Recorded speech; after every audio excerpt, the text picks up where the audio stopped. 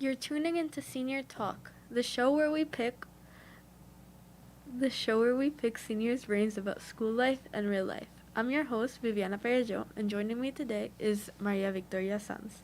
Hi, I'm María Sanz, and thank you, Vivi, for having me. Yes. Today we're going to talk a little bit about how does it feel like to be a senior. So, if María would like to start, what are some of the changes that you've seen in your high school life since you became a senior? So I came here in 8th grade, and I didn't know anyone. And then, so I've made a lot of friends throughout these years, and thankfully I'm still friends with all of them. And since becoming a senior, I feel like there's a lot going on, especially with like college applications, classes outside of school life, and yeah. Yeah, I agree with that. I know that, like, I struggled a lot with, for example, the week of November 1st. I know we had a blackout, but it was still kind of hard juggling that. And I feel like all the tests got postponed to the week after November 1st. It was just a very busy 2 weeks. Yeah, it was kind of overwhelming. But it's all right. I think being a senior is very nice. I think that there's some changes that I've noticed in the year since becoming a senior, but also some changes coming back from COVID. So is there anything that you've struggled with maybe since coming back to school because of like the COVID, or like something new that you've had to do because of that? Definitely. Since the pandemic started, I started becoming really anxious during that time. So coming back really changed for me because I could talk with teachers, with my friends, like face to face. Even with all the precautions that we have, it's still really, really nice to be back and be able to talk with all the people and interact and do activities with the class. Mm-hmm. So I do think that the change from the pandemic to coming back to school was really good for me, at least. So Yeah. I think that's also something that's true for a lot of people. Like, I remember maybe last year, maybe the year before, it was still during COVID, and we had to do a project on, like, how COVID changes teaching. And one of the big things that happened because of COVID is the whole idea of, like, depersonalizing education. Like, you lose that teacher-student relationship and, like, environment. Definitely. So it's a lot scarier to ask questions when someone's like across the screen that when you're in person, and it's harder to come in for office hours when it's just like a virtual link. Especially with like new teachers you've never had. Yeah. So you don't know this like teacher, and you're just like, okay, how do you work, and how do you just like how the entire dynamic with a new teacher. Yeah, I agree. I think that was something that was more difficult, just like losing that connection with your teachers, because it's very difficult to speak up and ask questions when it's just a virtual environment. But no, I feel like something kind of less important that I've struggled with since coming back to school from COVID. It's a little, but and it's actually that, like, since we did everything online before on our computers, everything I needed was in my house. But now that we're coming back to everything in paper, like, we still do some things virtually, but we're using a lot more paper. I know that one of the things I've struggled with, at least, is just losing track of my papers and my homework. Yeah. I know that I've had to buy some folders for my classes just to make sure I don't lose things again, and that I've forgotten my lunchbox a couple times. Just like small things like that you don't really think about. I think just those skills that you had tuned really well before COVID, sometimes they disappear and you don't notice, and you're like, oh my gosh, this is a mess. Like, yeah, especially like since you said we were like in our houses all the time, so like you could just be in your bed and be comfortable through the entire day, but now like you don't have that comfort as you did in your house, so technically it's not the same either. So yeah, something else that I just thought about was how our lunch blocks were longer when we were at home than right now. That's true. We're so much longer. I feel like we're going out a lot as seniors. Yeah. Like, I feel like the seniors like to go out a lot, probably because we missed out on a lot of those Yeah. experiences Especially in, like, 11th since, and... since we're supposed to go out in 11th, we didn't have that entire year. Yeah, so I see a lot of seniors going out every day, and then they're in these long lines, and they're, like, all running back just because they're so I've little had to run a time. couple times. I've had to run back, too. I think we've all run back at least, like, once. So it's a shared experience. Yeah. The senior experience. Especially since, like, not only do they give us, like, a little bit of time, but, like, while you go out, order food, and have to wait, and then come back. You come back with your food. Like, Yeah, I see and you people don't eating. even get the chance to eat because you come back, like, 5 minutes before. Yeah. I see people eating sometimes when they come back. Another thing that, like, may have to do with just, like, being a senior is I kind of want to bring it back to the college application process. So how was that for you, like, setting up meetings and getting your things done? I actually started my entire process last year, the second semester, and at first I didn't really, it's kind of still difficult, because it's a long process. It's not something you just do overnight. It's something that takes a while. It takes, like, months. And so I started that in my second semester. And at first, I didn't really understand anything, like, at all. So I had some external help.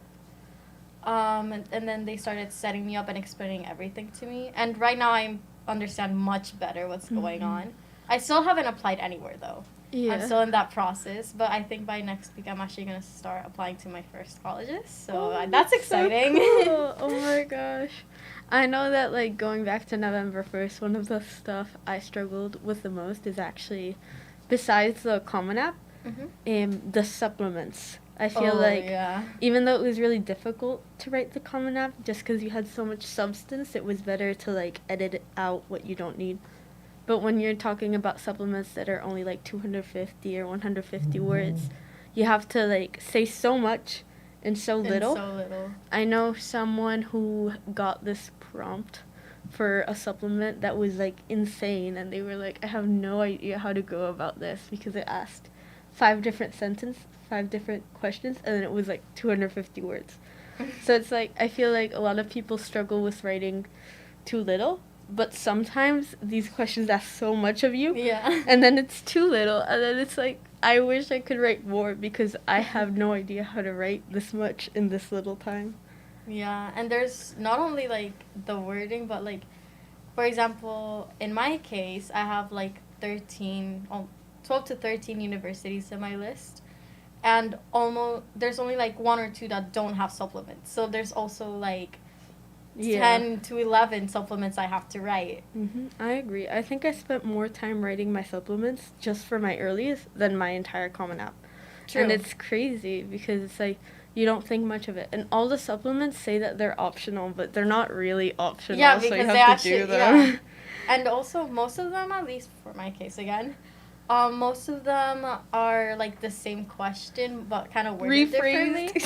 Literally, and they're like, what part of our college is the most interesting to you? There's only one of them, which is for University of Vermont, which made me really excited, which was like, which Ben & Jerry's ice cream is, like, what type of Ben & Jerry's ice cream are you?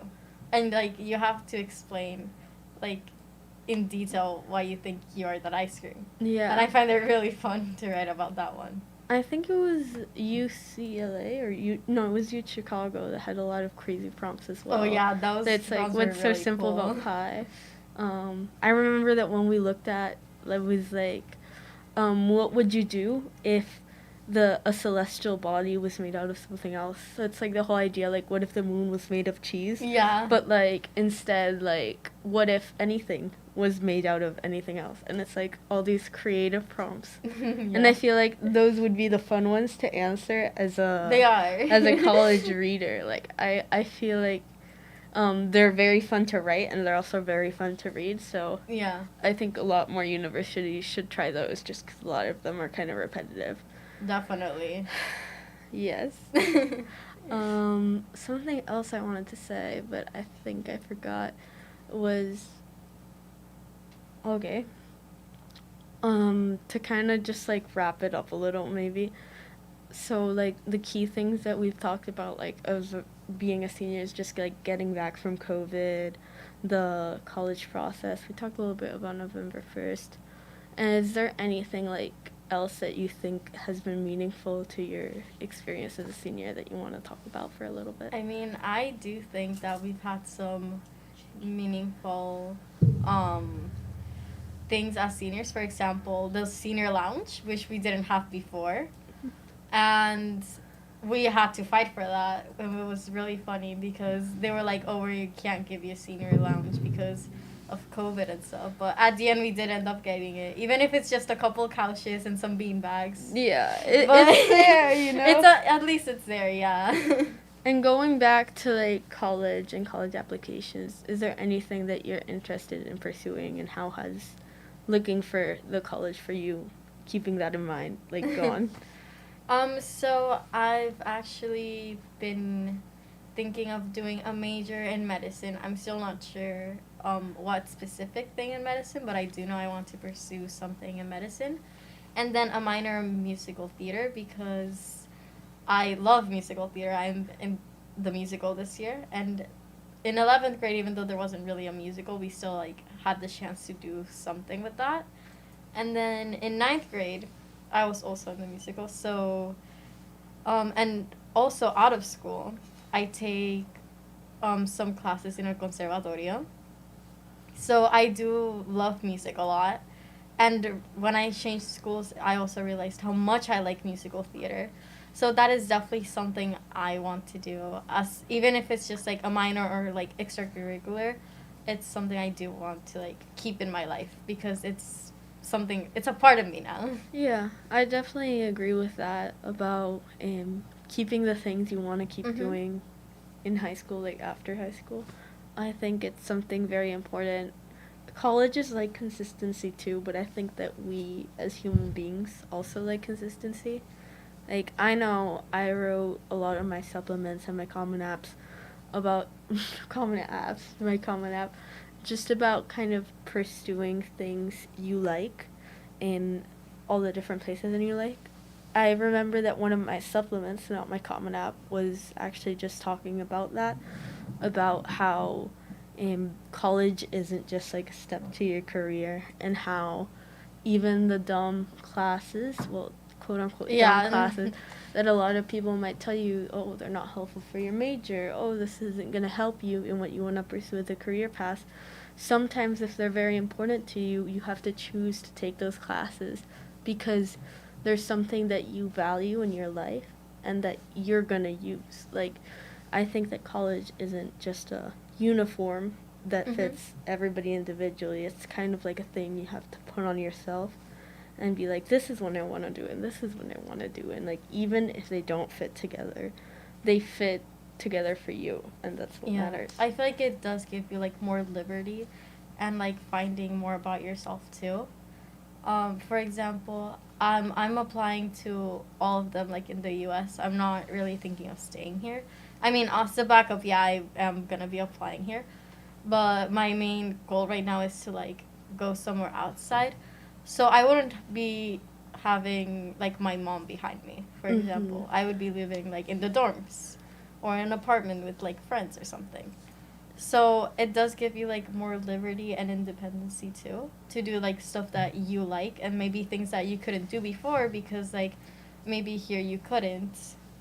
And since you're going somewhere else, now you can start, like, doing things you've always wanted without, like, having someone behind you saying, like, oh, you can't do this. Yeah. And I definitely think that also the United States, at least, and, like, probably a lot of other places, like here in St. John's, we've grown up, like, in a class of around, like, 60 people for our entire lives, but that just, like, even the smaller colleges have so much more people in our classes that it's just going to be such a huge amount of people that it might be overwhelming, but it might also be fun because you can probably find a lot of people who have the same, like, specific interests that you do, and that's probably something that you might not see everywhere, you know? Yeah, definitely. Yeah, I think that's all. Let's see. So that's our experiences as a senior. If there's anything else you want to add on? I was actually gonna ask you. I know you said you wanted to enter um on the Yeah, I'm going into my colleges for all the ones I'm applying undecided. Just because I'm not 100% sure what I want to pursue as like a career path. And I don't want to make any big decisions impulsively when I know I might change my mind yeah. and have to repeat the year. So I'm looking at colleges that have more of a core curriculum and things like that. Mm-hmm. Just because I think I need a little more time before I'm 100% sure what I want to do with my life and my career. And I think that that's okay. I think that a lot of colleges are actually encouraging people to decide in their sophomore year just because so many people change their major. So it's not something I'm particularly stressed out or worried about, and I don't think it would very much hurt my application. So I've made peace with it. I'm not going to decide this year. Yeah. I'm not going to let myself decide in the last week, and I think that's okay. I think something that people think about college applications and just applying to college in general, I feel like people think that you have to rush into it, but in reality, I've learned and I've seen that it's better to take things slow. But maybe it's also because I started earlier, and I know a lot of people started earlier, like applying and like their process. So I think it's better to not rush into things and maybe start a little bit earlier so that you have time to think on what you want to do. And if you are not sure on what you want to do, I think it's important to like not be stressed out about it, because it doesn't matter if you already know or if you don't. You're going to have more time. And even if at the end you do decide that that's not what you want to do, you can always just go back and change what you want to study. So I do think that people they shouldn't think that it's a rushed process and that it takes a lot of time. I do think that they should slow down and take it their own speed. Mm-hmm. So yeah, I definitely agree with you. And you see people around you, like seniors, who've already gotten accepted, who are sending out applications, or who just aren't going to worry about it until January. So I think that there's people around us that are in all the different stages of the college process. And some people might even be retaking their SATs if they're going to submit them. In December? Is that the next test date? I don't know when the next test is, but I do know that there's definitely going to be people applying on December. But I do remember that at first I started seeing that everybody was starting to apply, and that made me feel like I had to do it as well. But then like I sat myself down and I'm like, okay, I don't need to rush into this. I'm gonna take this at my own speed, because I am my own person. I can't be doing what everyone else is doing. So yeah, and I definitely agree with you. I think everybody's going at their own pace, and that if you rush things too much, it might even just turn out worse for you. Like, yeah, definitely. I know I wanted to do a bunch of early actions in November, and I don't think I was just prepared for that. I don't think I had the time. And I was getting my supplements done, and as I was getting them done, I had a meeting with Bowen that week, and I'm like, Mr. Bowen, I think I'm going to try to wrap up these supplements that I already have, and I think I'm going to polish them, because I'd rather finish them well than start a bunch of other ones and have them all turn out bad. Like my, 60% of my best, if that makes sense. Yeah, not giving it like your 100%. Yeah, and I think that things like effort and how much time you put into things can be seen in what you produce. And I think that sometimes you have to choose how much can I really do right now? Because sometimes we feel like taking on a lot, and it's not always good for us. Like, I know something I struggled with a lot in the beginning of the year when we started doing the college application process is just because so many schools didn't know if they could do presential tours. Yeah. I had a lot of virtual tours and virtual meets conferenced, but it's not something that, I had one a week. I had like 2 a day or 1 a day, so it was like a lot at the same time because I wanted to look at so many colleges. And I remember that I had this one and the college was on my list and I really had to go, but I was just so tired and I was feeling so overwhelmed and I just went to bed. And I feel like sometimes we have to be aware that we're people, we need to sleep, and even though the college process is something important, there's a lot of other responsibilities we have that take up our time, and we can't act like those are our only responsibilities because then we're going to end up overworking ourselves. And I think that we do need to learn how to take better care of ourselves. Definitely. Especially when we're stressed and be like, sometimes you have to give up. I feel like that's something that not everyone says, but because things are important in your life. But I feel like the most important thing is taking care of yourself. And sometimes you look at something and you're like, I know this is important, but how much more is 1 hour of trying to get better at this gonna help me versus 1 more hour of sleep? And at a certain point, you have to realize and recognize that you just need to take care of yourself, and that sometimes you can study 3 more hours for a test and it won't help you at all. That's definitely happened to me. Sometimes you just need to give up and be like, I'm tired and I need to go to sleep. I need to go to sleep. Definitely. I think as seniors, all of our sleep schedules have changed a lot. Yeah. At least from like back in 8th grade or like when I was in like middle school or when I was a lot younger, I would have like 10 hours of sleep at least. Mm-hmm. But now I get like 4 to 5 hours of sleep. Yeah. Which is definitely not the best. But I mean, there's a lot going on with classes, tests, college process. So yeah, I definitely agree with you. Plus also just like clubs and club meetings. Yeah, extracurriculars too.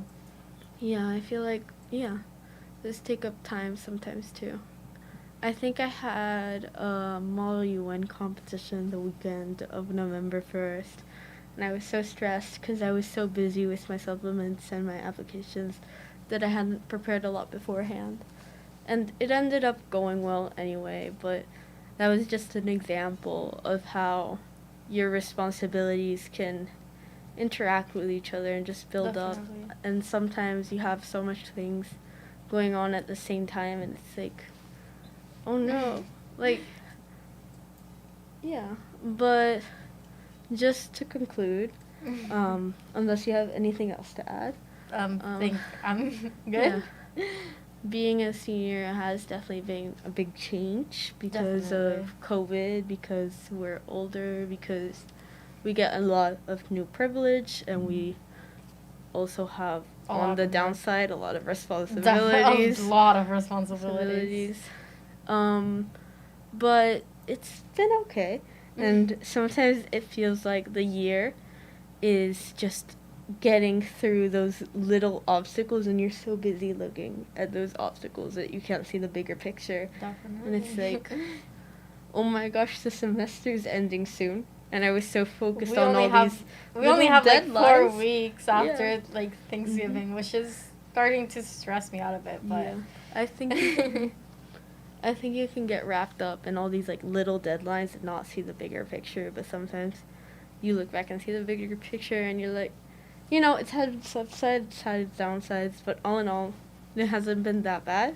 I've had a lot of experiences as a senior that make me really happy, some that don't, but it's just working with that balance, and it's getting through the year while also enjoying it. Thank you for listening in for SJSPR Radio and our senior talk. Until next time.